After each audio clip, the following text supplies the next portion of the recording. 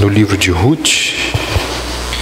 Semana passada nós terminamos o capítulo 1 do livro de Ruth e hoje nós vamos ver os 3 primeiros versos e vamos dar uma parada, porque eu vou entrar de férias e a gente retoma as nossas meditações no livro de Ruth a partir de fevereiro. Queria convidar você a colocar-se em pé para lermos os 3 primeiros versos que servirão de base para a nossa reflexão. Dizem assim: tinha Noemi um parente de seu marido, senhor de muitos bens, da família de Elimeleque, o qual se chamava Boaz. Ruth, a moabita, disse a Noemi: deixa-me ir ao campo e apanharei espigas atrás daquele que me favorecer. Ela lhe disse: vai, minha filha.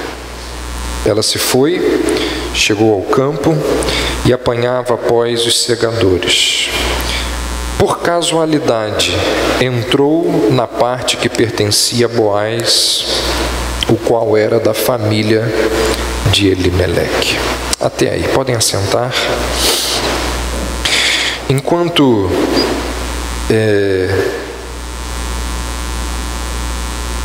a maior parte das histórias de detetives guarda o segredo até a última página. Não são assim com as histórias, os romances. A gente fica esperando pelo final, pelos 5 minutos finais do filme, pelo último episódio da série, pelas páginas finais do livro. Enquanto a maior parte das histórias guarda o seu segredo principal até o final, a pessoa que escreveu a história do livro de Ruth já nos dá spoiler, ou nos fala de uma das informações mais importantes do livro logo aqui no começo. Ele não faz suspense, ele vai direto ao ponto.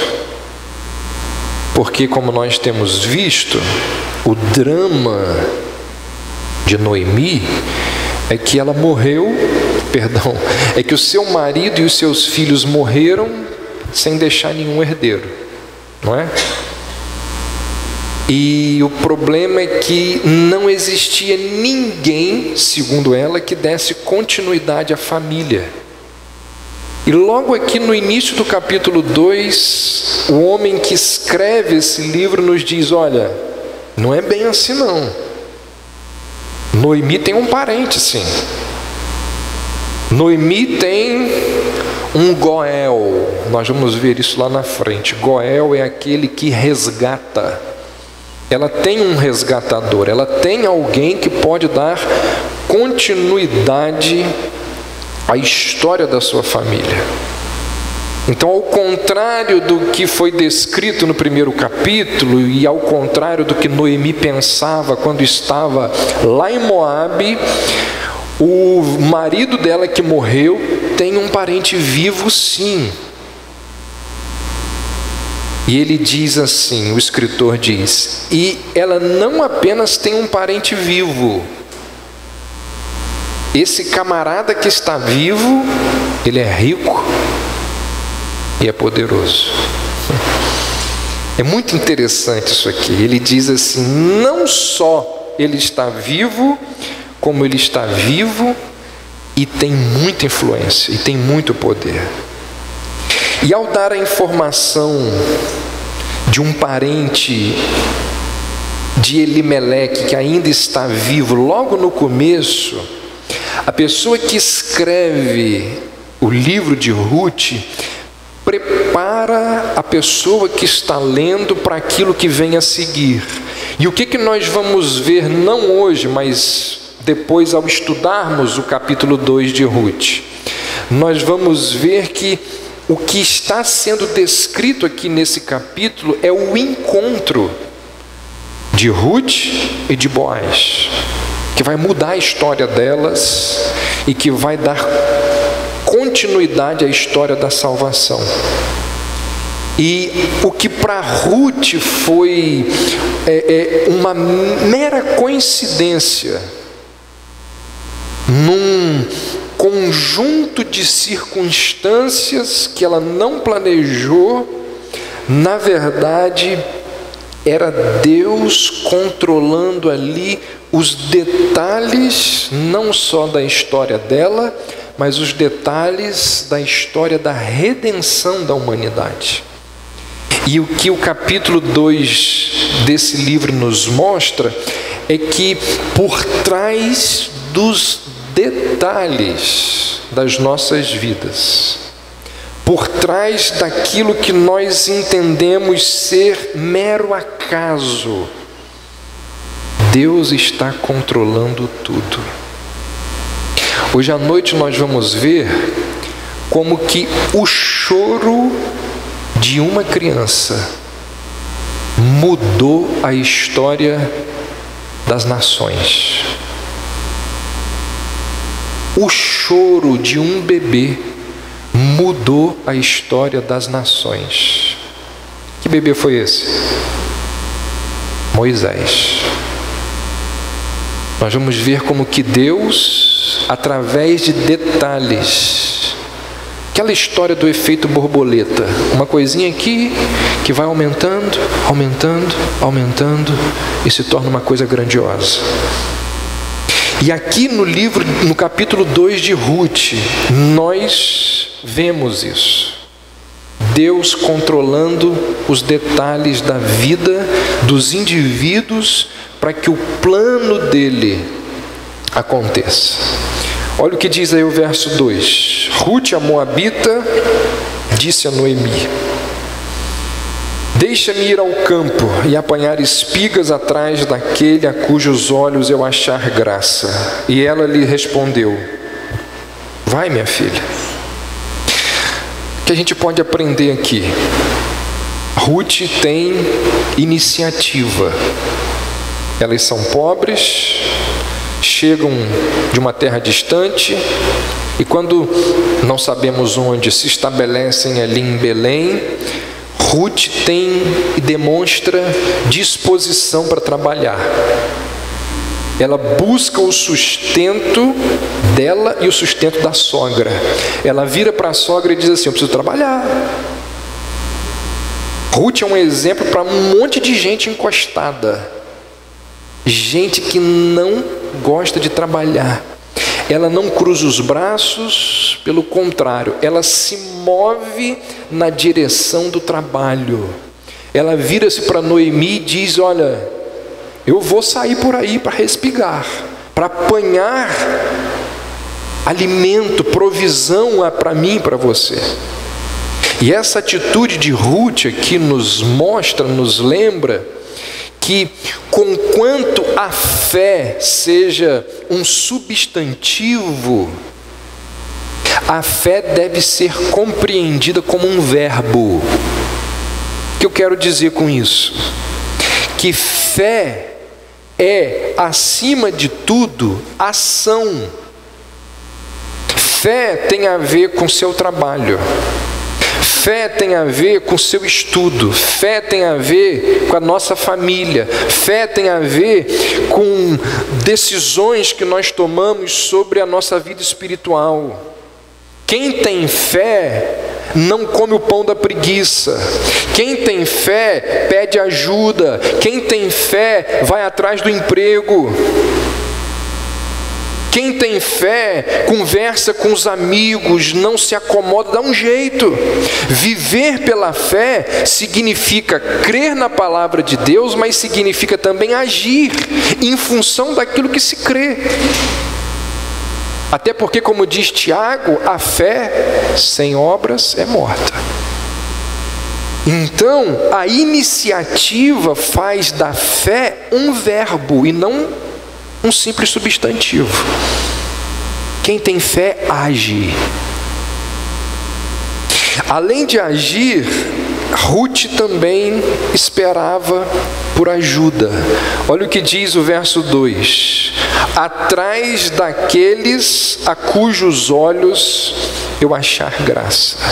Então ela vai agir, deixa-me ir ao campo, aqui tem uma ação, e ela vai tentar apanhar espigas atrás daquele a cujos olhos eu for agraciada.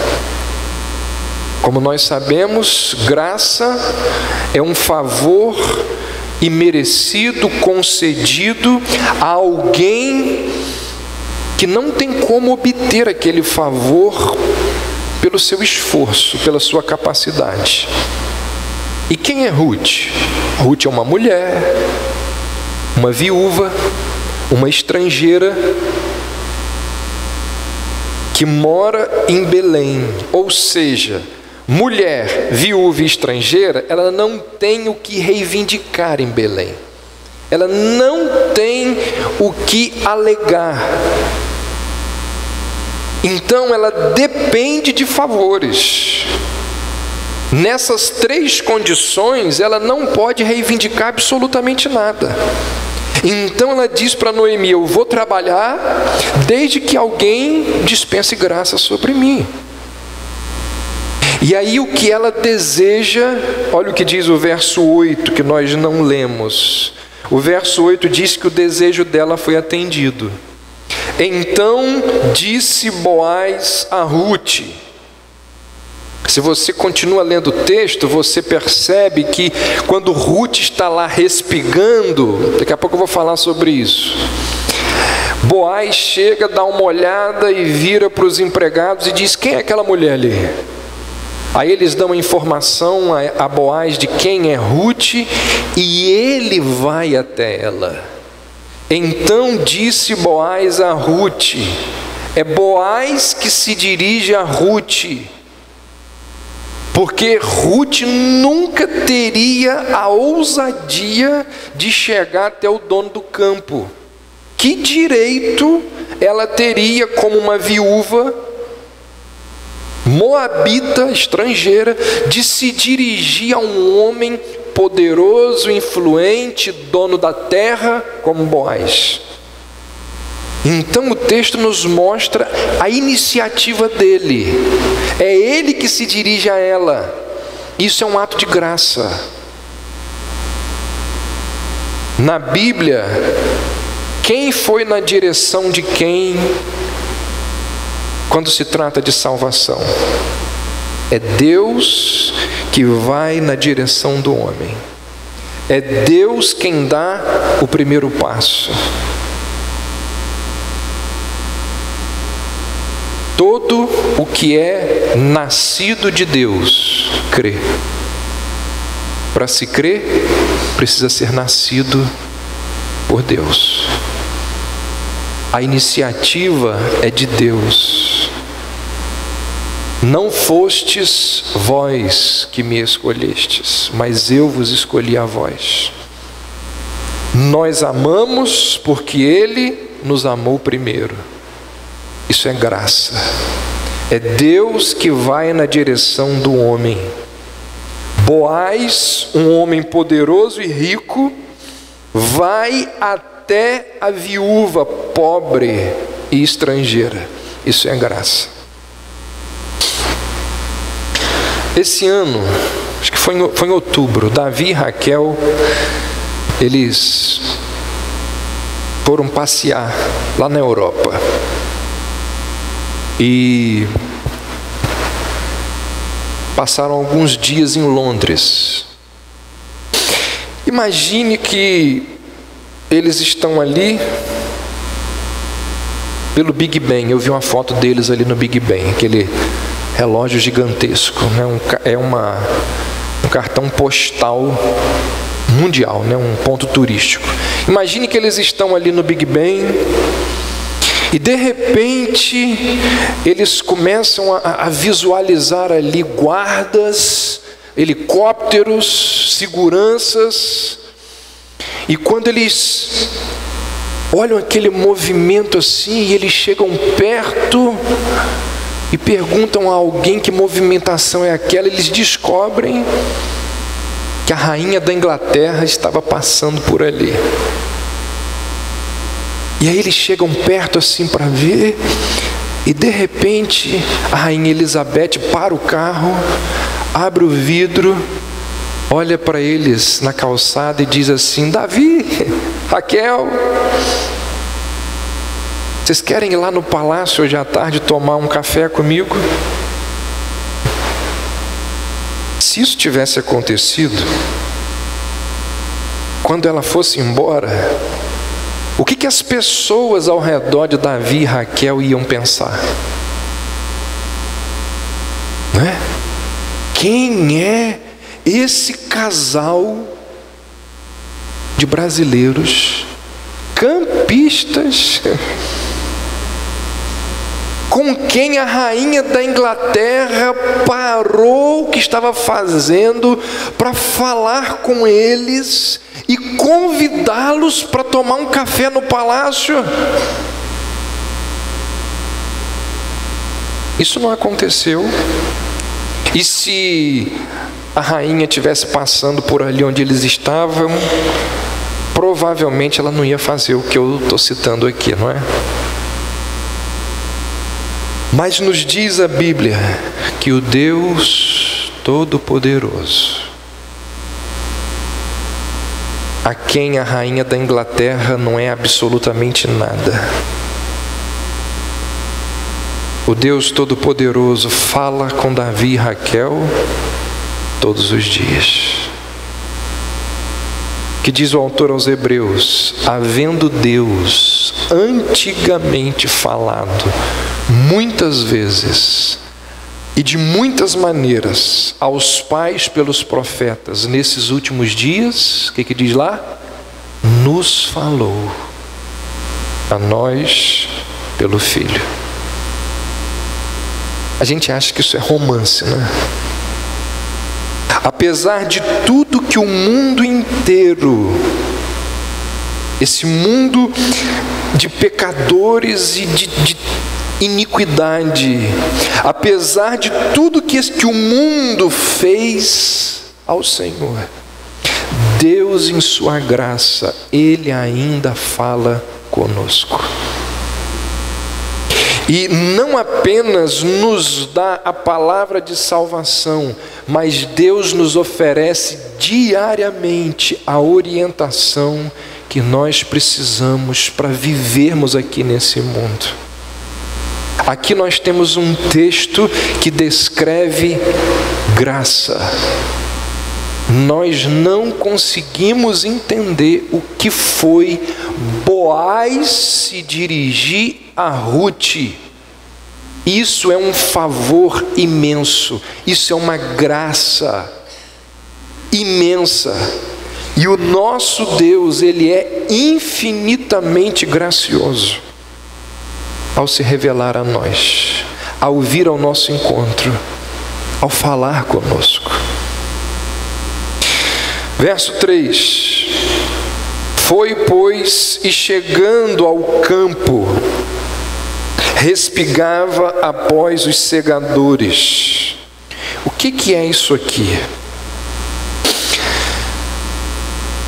Os homens em Israel ricos, eles tinham terras, campos, onde plantavam ali muitas coisas.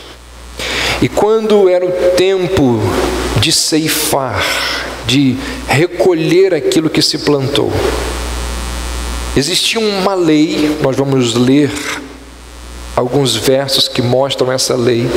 Existia uma lei dada por Deus que qualquer fruta, qualquer verdura, qualquer cereal que durante a colheita caísse no chão, o camarada estava ali colhendo e na hora que ele foi colocar no cesto, por algum motivo caiu no chão, ele não podia apanhar. Caiu no chão, tem aquela história, deve ter nascido ali, né? Diz que é para o santo. Não podia apanhar, tem que deixar ali. Por quê?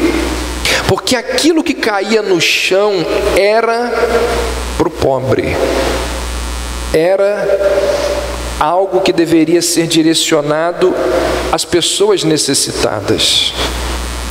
E muita gente acha que é só isso, mas não. Aquilo que era plantado no canto dos muros também não podia ser apanhado. No canto dos muros também era do pobre. Deveria ser deixado para os menos afortunados. Então perceba, o pobre que não é preguiçoso, através do seu trabalho, ele poderia conseguir o sustento. Eu estou estudando para pregar, não sei quando, sobre a parábola do bom samaritano, onde a igreja deve abençoar as pessoas pobres, onde a igreja deve dar provisão aos pobres. Mas ao mesmo tempo em que a igreja deve dar provisão aos pobres, a igreja deve ensinar o pobre a trabalhar. Porque o pobre encostado, que não quer trabalhar, a igreja não deve ajudá-lo. Nós vamos ver isso. Paulo vai dizer em 1 Timóteo 5, as viúvas que se aproveitam das ofertas da igreja, parem de dar ofertas a elas. Paulo vai dizer, escrevendo aos Tessalonicenses, quem não quer trabalhar, não coma. E aqui nós vemos o que? O pobre, nós vamos lhe ajudar. O que cair no chão é seu, o que está no canto do muro é seu, mas você tem que trabalhar. Então nós temos aqui na Bíblia os dois princípios: a ajuda, que não pode deixar de ser dada, mas também a iniciativa que Ruth tem de trabalhar. Vamos dar uma olhada nessa legislação, rapidamente por causa da hora, nessa legislação bíblica. Abram aí rapidamente, Levítico 19.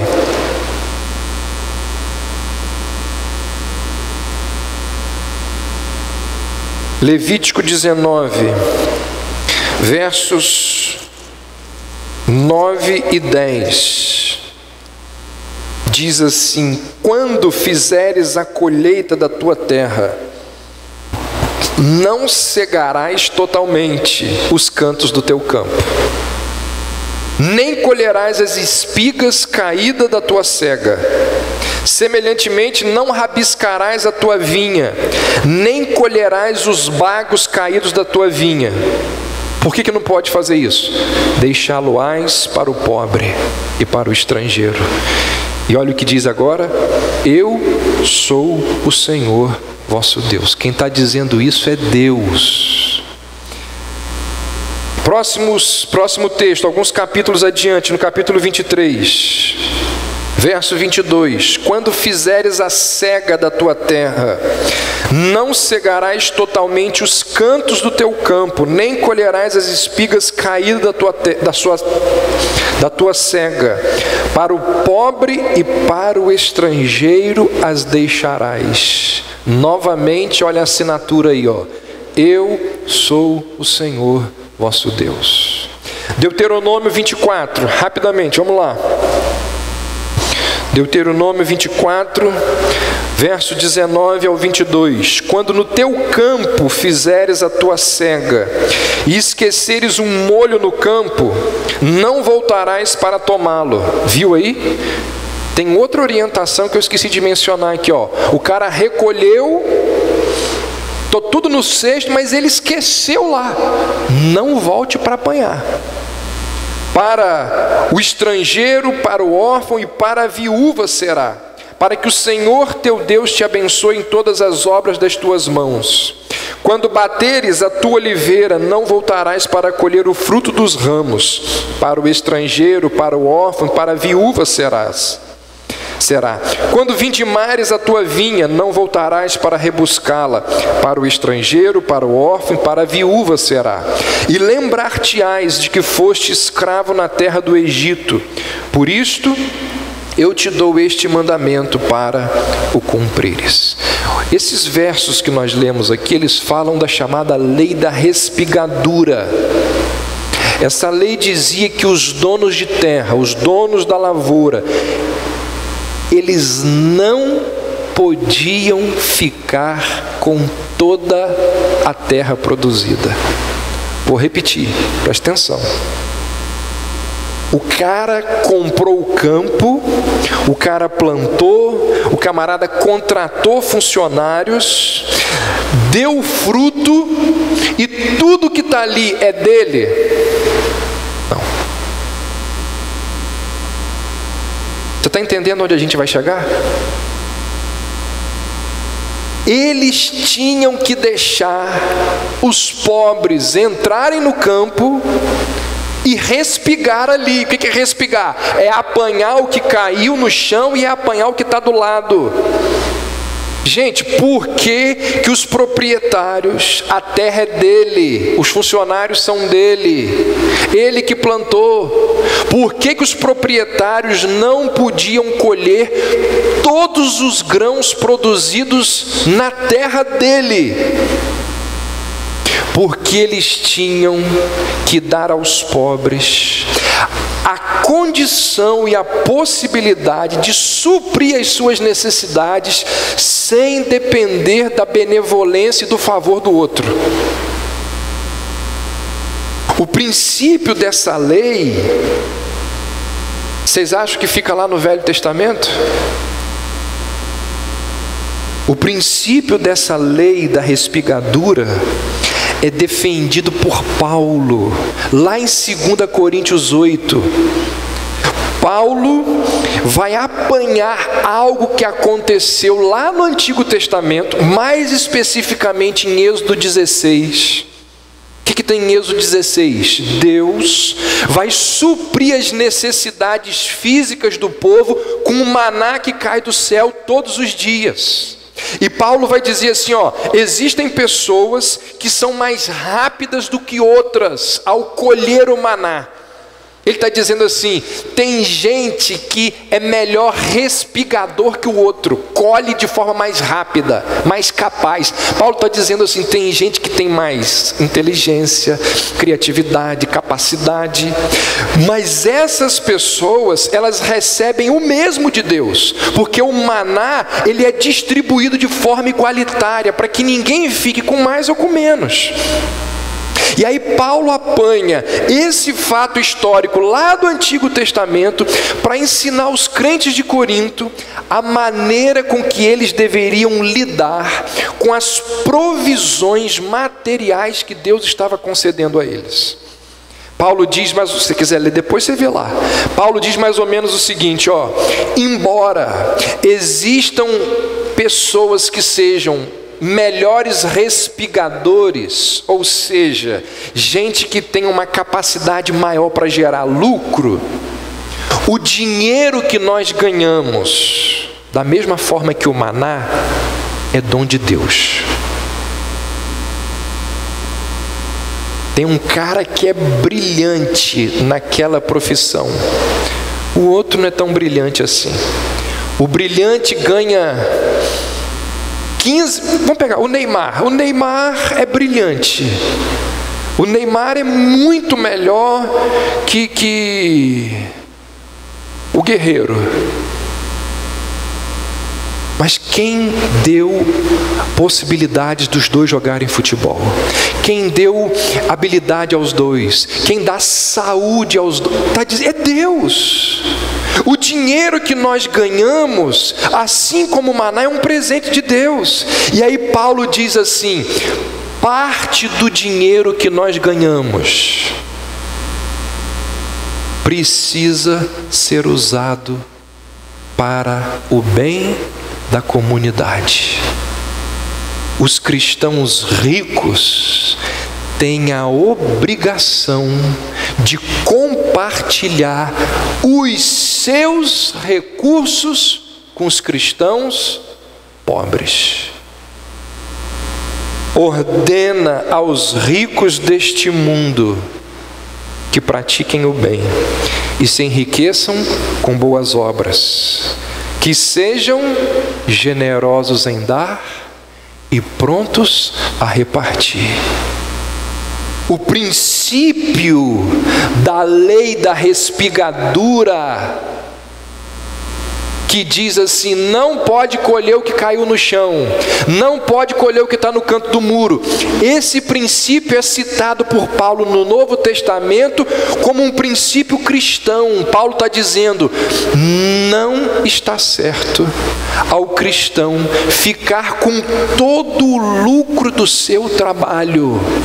O cristão, ele é obrigado por Deus a ser gentil, a ser generoso, a ser solidário, a compartilhar, a ajudar, a distribuir.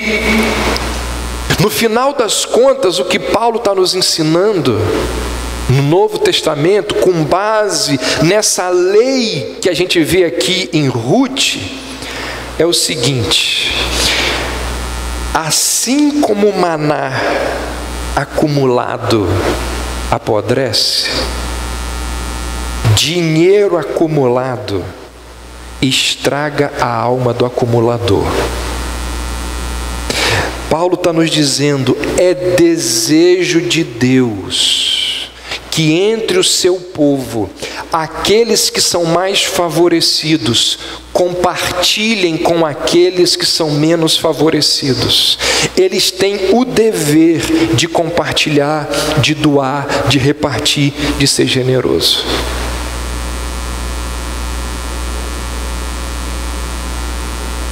Isso aqui, ó, é um daqueles itens. E quando eu olho para ele, eu penso assim: será que eu sou crente? Quando eu olho para a igreja, eu penso assim: aonde nós estamos indo? Se mais da metade da igreja não é nem dizimista, imagina a questão de ofertas e generosidade para com os pobres. Quer ver a fidelidade de uma pessoa? Não é com o pastor, não é com a igreja, é com Deus. Veja a questão, como ela se relaciona com o dinheiro. Isso é muito sério. Isso revela quem é o Deus do nosso coração. Ainda no verso 3,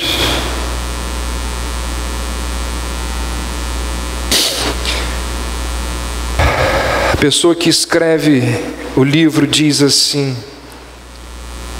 depois de nos dar as informações que analisamos até aqui: casualmente, falando de Ruth, por acaso, entrou justamente na parte da plantação que pertencia a Boaz. Então Ruth sai para respigar. Ela tem iniciativa, mas ela também depende do favor. E ela, no meio de, ao que tudo indica aqui, de vários campos, de várias propriedades, ela entra exatamente na propriedade de Boaz. É interessante, se você der uma olhada aí no verso 20 do capítulo 2, olha aí. Noemi sabia da ligação familiar de Boaz com o marido dela, o ex-marido. Olha o que diz o verso 20. Porque quando Ruth volta para casa e conta o que aconteceu naquele dia, Noemi vira para Ruth e diz assim: aquele homem, o dono do lugar onde você entrou, é nosso parente. Ele é um dos nossos resgatadores. Aí a gente se pergunta, quando Ruth virou para Noemi no início do dia e disse que ia respigar, por que Noemi não mandou Ruth para os campos de Boaz? Se ela sabia disso. Aqui existem várias possibilidades. Pode ser que Noemi achou que Ruth não fosse achar o lugar. Pode ser que depois de 10 anos, porque elas acabaram de chegar em Belém, depois de 10 anos, Noemi não soubesse mais onde Boaz estava, ou se ele ainda estava vivo. Pode ser que, como nós vamos ver lá na frente no capítulo 3, Boaz não era o parente mais próximo de Elimeleque. E aí então ele não podia ser o primeiro resgatador. Quem é a pessoa, quando eu digo resgatador, eu digo aquela pessoa que vai cumprir a lei do levirato. O que é a lei do levirato? Quando um homem morria sem deixar filhos, quem se casava com a esposa? O parente mais próximo. Boaz não era o parente mais próximo de Elimeleque, tinha um outro homem ainda. Então pode ser que Noemi pensasse que Boaz, por não ser o parente mais próximo, não tinha nenhuma obrigação de ajudar Ruth, então ela não fala nada. Pode ser que ela não tenha dito nada, porque mesmo se ele fosse o parente mais próximo, ele não tinha obrigação para com a viúva. A lei do levirato dizia isso também, mesmo que seja o parente mais próximo, se ele não quiser, ele não tem a obrigação. Então, o porquê de Noemi não dizer nada para Ruth sobre o campo de Boaz, a gente não tem informação nenhuma aqui. Ruth poderia dizer para Noemi assim: mas se você sabia que o campo era dele, por que você não me mandou para lá? A gente não sabe. Seja qual for a razão para o silêncio de Noemi a respeito dos parentes dela, o que a pessoa que escreveu o livro quer nos mostrar é que Ruth ter entrado no campo de Boaz foi por acaso. Olha como que diz o texto: casualmente, por acaso, ela entrou lá. E aqui nós somos colocados diante de uma questão muito interessante. Será que existem coincidências nesse mundo?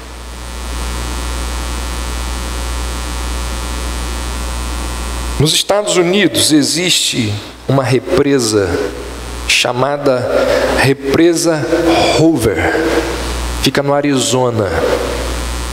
É uma das represas mais famosas do mundo. Quando eu estava preparando a mensagem, eu fui lá e cliquei para ver as fotos. Gente, é uma obra faraônica, é uma coisa lindíssima. Você olha para aquela represa, é uma coisa assim de tirar o fôlego. Gigantesco, uma obra monumental. A história da construção dessa represa diz que algumas pessoas morreram na construção dessa represa. O primeiro homem a morrer foi George Tierney. Ele morreu em 20 de dezembro de 1922. Primeiro homem a morrer na construção da represa. O último homem a morrer foi Patrick Tierney. Sabe quem é ele? O filho de George Tierney. O primeiro homem a morrer na construção da represa, George Tierney. O último homem a morrer, o filho dele. Ele morreu em 20 de dezembro. Sabe quando que o filho dele morreu? 20 de dezembro. Alguns anos depois. Como que você explica isso? Isso é coincidência? Abraham Lincoln, John Kennedy, ambos foram assassinados como? Não apenas com um tiro, mas com um tiro na nuca. Numa sexta-feira e num feriado, igualzinho. Lincoln na véspera da Páscoa e Kennedy na véspera do Dia de Ação de Graças. No momento das tragédias, os dois estavam acompanhados pela esposa e por um casal. Ambos os presidentes tinham 4 filhos, Os dois tiveram um grande amigo chamado Billy Graham. Não é o mesmo amigo, mas são pessoas diferentes. Um deles, o famoso que a gente conhece. Kennedy tinha uma secretária chamada Lincoln, e Lincoln tinha um secretário chamado John. Os sucessores de ambos foram os seus vice-presidentes de sobrenome Johnson, do Sul e democratas.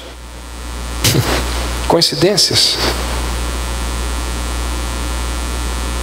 A última. Enzo Ferrari, sabe quem é? Fundador da lendária escuderia do mesmo nome dele, da Ferrari. Morreu em 1988. Um mês depois da morte de Enzo Ferrari, nasce um camarada chamado Ozil, que é jogador da seleção da Alemanha de futebol. Depois você dá uma olhada na foto de Enzo Ferrari e de Ozil. Parece gêmeos. Coincidências? Eu sei que isso daqui já é um negócio mais... Esse exemplo aqui já é mais pitoresco que os outros dois, né? Existem algumas situações nesse mundo que elas são intrigantes, no mínimo esquisitas. Eu citei aqui 3 episódios, mas se você fizer o que eu fiz, buscar lá no Google, coincidências, procurei lá para enxertar aqui nessa questão do que o texto bíblico fala. É impressionante a quantidade de situações semelhantes a essas aqui. Eu peguei 3, e nem foram as 3 primeiras, tem outras lá mais bizonhas que essas aqui. Será que existem coincidências no mundo? O autor diz: casualmente entrou justo na parte da plantação que pertencia a Boaz. Será que quem escreveu o livro acreditava em sorte, em coincidência? Óbvio que não. O livro de Ruth está transbordando e denunciando e proclamando a providência de Deus o tempo todo. Eu acho que a pessoa que escreveu esse livro, e os escritores acham que foi Samuel, eu acho que quando ele escreveu esse verso 3, ele deve ter dado aquele sorrisozinho de canto de boca, assim, ó. Quando ele escreve assim, casualmente. O que o escritor está nos mostrando, ao escrever casualmente, é que Ruth não havia compreendido, Ruth não sabia o significado daquilo que ela estava fazendo. Para ela foi casualmente. Ou seja, humanamente falando, aconteceu de Ruth entrar justamente na terra de Boaz. Humanamente falando, ela vagou para dentro daquele campo sem saber quem era o dono daquela terra. Ela não conhecia as pessoas, ela não conhecia o proprietário daquela terra, e como ela não sabia, ela tanto poderia ter entrado no campo dele, como poderia ter entrado no campo de qualquer outro. Para ela foi casualmente, humanamente falando, foi por acaso, mas do ponto de vista divino, Ruth estava exatamente no lugar onde ela tinha que estar. Ruth estava exatamente no lugar que Deus decretou que ela estivesse. Não foi a sorte que conduziu Ruth aos campos de Boaz. O que levou Ruth para aquele terreno foi uma agenda traçada no céu. O que eu quero dizer é que o que para Ruth foi uma mera coincidência, num conjunto de circunstâncias que ela não planejou, na verdade era Deus atuando e controlando cada passo de Ruth de forma graciosa. E tem uma outra coincidência que não está explícita, mas implícita no texto. Que quando a gente lê sem prestar atenção, a gente talvez não perceba. Olha só, a questão não era apenas Ruth entrar no campo que pertencia a Boaz. A questão aqui era também Boaz estar exatamente no seu campo, no momento em que Ruth estava por lá. Nunca parou para pensar que Boaz poderia ter vários outros compromissos naquele dia? Boaz poderia estar na cidade, negociando muitas coisas. Muitas coisas poderiam ter acontecido de forma que Boaz fosse impedido de colocar os olhos em Ruth naquele dia. E se o encontro entre Boaz e Ruth não tivesse acontecido naquele dia, será que Ruth ia voltar naquele mesmo campo no outro dia? Então o que é que o texto está nos mostrando? Que Deus, Ele vai conduzir Ruth para o campo certo, e Ele vai levar Boaz a estar nas suas terras exatamente no momento em que Ruth estava ali. Ela poderia, depois do almoço, como o texto vai falar aqui, que ela vai almoçar com eles ali, ela poderia, depois do almoço, ir para outro lugar. Ela poderia se sentir cansada e voltar para casa. Quando o escritor, ele expõe a situação dizendo que foi casualmente, o que ele está nos mostrando é que aquilo que nós consideramos casualidade tem como pano de fundo a providência de Deus. Casualidade humana não existe. Este e outros textos da Bíblia nos mostram que por trás dos aparentes acasos do dia a dia, Deus está controlando as nossas vidas. Ou seja, para o cristão, as coisas não se acertam por simples coincidência. Para o cristão, como diz Estênio Márcios, para o cristão, a vida é obra de tapeçaria. Para o cristão, a vida é tecida de cores alegres e tristes e vivas. Para o cristão, Deus é que tece as circunstâncias da vida, até mesmo aquelas mais amargas, até as amargas. Claro que nós não afirmamos que as coisas amargas são boas. A Bíblia não diz isso em lugar nenhum. O que nós cremos biblicamente é que Deus transforma as coisas amargas em coisas boas. O amargo continua sendo amargo. Não foi isso que José disse? José do Egito: Deus apanhou o mal que vocês fizeram e transformou em bem. O mal continua sendo mal, mas Deus transformou o mal em bem. Ou seja, Deus está nos dizendo, capítulo 2 de Ruth, Deus está trabalhando nos bastidores das nossas vidas para alcançar o propósito dele, para nos levar até onde ele deseja que nós estejamos. E aparentemente, aquelas coisas pequenas, aquelas coisas que a nós são insignificantes, aquelas coisas que aos nossos olhos é fruto de casualidade, na verdade, é providência de Deus em tudo. Deus usa os acontecimentos da vida para o seu propósito maior acontecer. E aqui, olhando para a vida de Ruth, o que a gente pode dizer? Tudo que aconteceu até agora, a morte dos maridos, dos homens lá, a fome, a decepção em Moabe, tudo isso era para quê? Para levar Ruth até aquele pedaço de terra onde Boaz ia colocar o olho nela.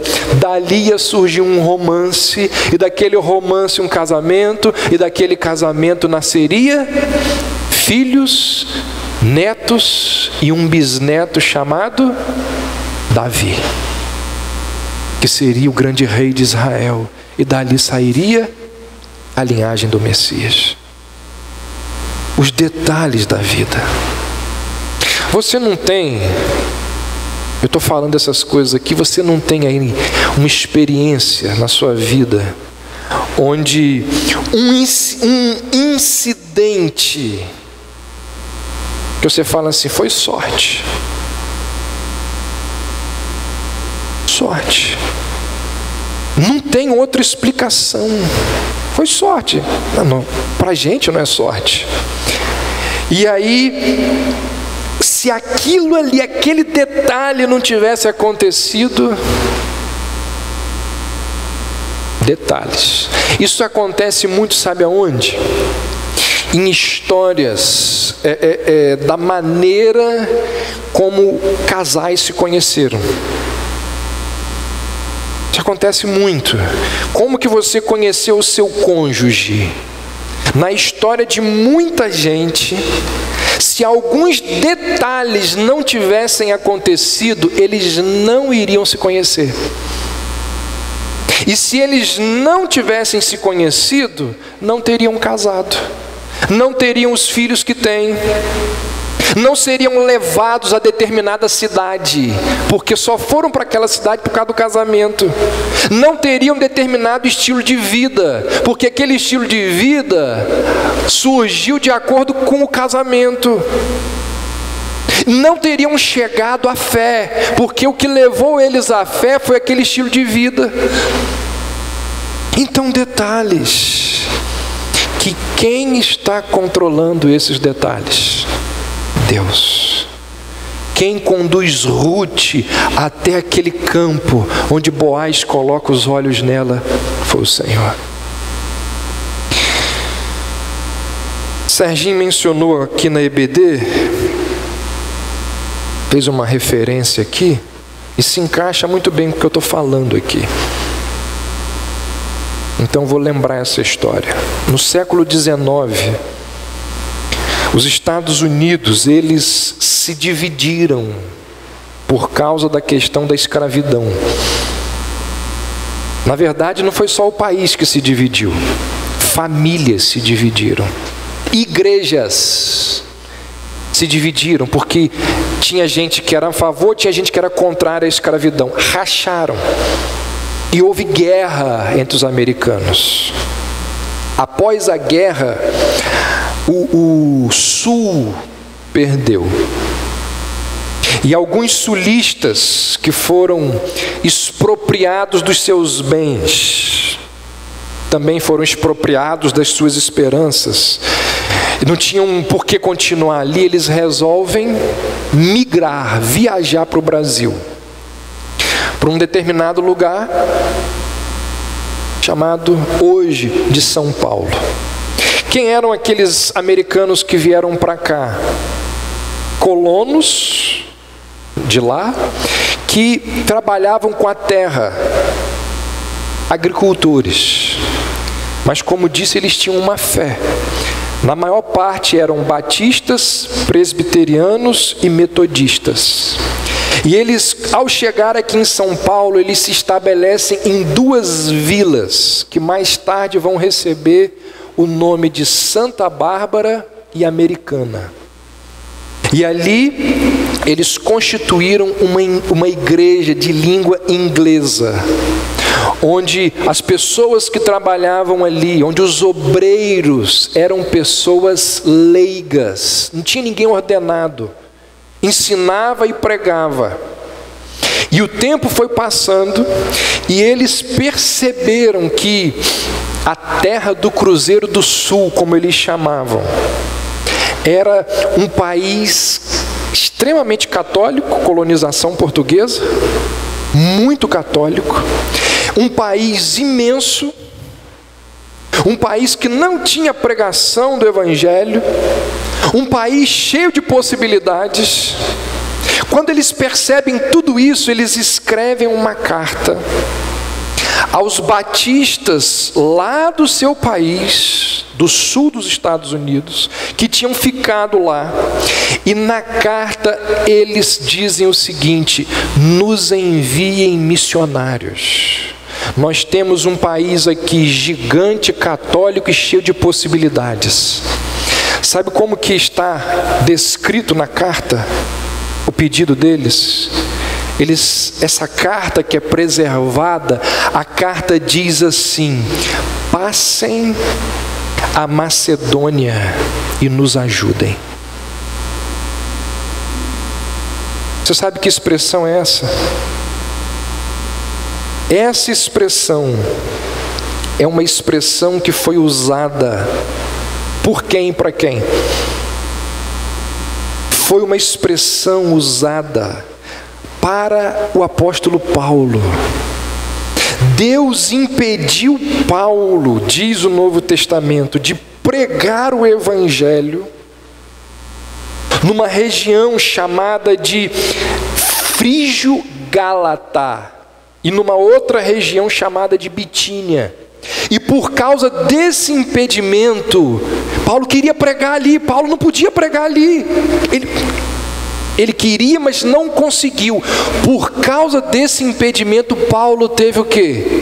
Um sonho, uma espécie de visão, que é chamado na Bíblia de o chamado macedônio. E por causa do chamado macedônio, Paulo não pode pregar ali, e Paulo vai pregar onde? Na Europa. Pela primeira vez, o Evangelho chega na Europa. O Ocidente entra em contato com as verdades das Sagradas Escrituras, porque Deus não permitiu que Paulo pregasse na região Frígio-Gálata. Deus não permitiu que Paulo pregasse na Bitínia. E por que hoje nós estamos aqui louvando ao Senhor? Porque Paulo teve o chamado macedônio, foi pregar na Europa. Como que o Evangelho chegou aqui? Porque da Europa foi para os Estados Unidos. Quem vai para os Estados Unidos? Os puritanos, que colocam ali o Evangelho. E são os puritanos que, por causa de uma guerra civil no país, vêm para cá e trazem o Evangelho para cá. E hoje nós estamos aqui louvando ao Senhor. Irmãos, nós cristãos, nós não cremos que as coisas acontecem por acaso. Quando o autor diz assim, por casualidade ela entrou naquele campo, ele está dizendo assim, do ponto de vista humano, foi coincidência. Mas existe alguém que está o quê? Regendo as nossas vidas. E ele vai controlando. Ele vai dizer, Ruth, você vai aqui hoje. E Boaz, que tinha um compromisso na cidade, você não vai não, você vai para cá. Porque vocês vão se encontrar. E vocês vão se apaixonar. E vocês vão gerar um filho. Que vai gerar um filho. Que vai gerar um filho. Que vai nascer Davi.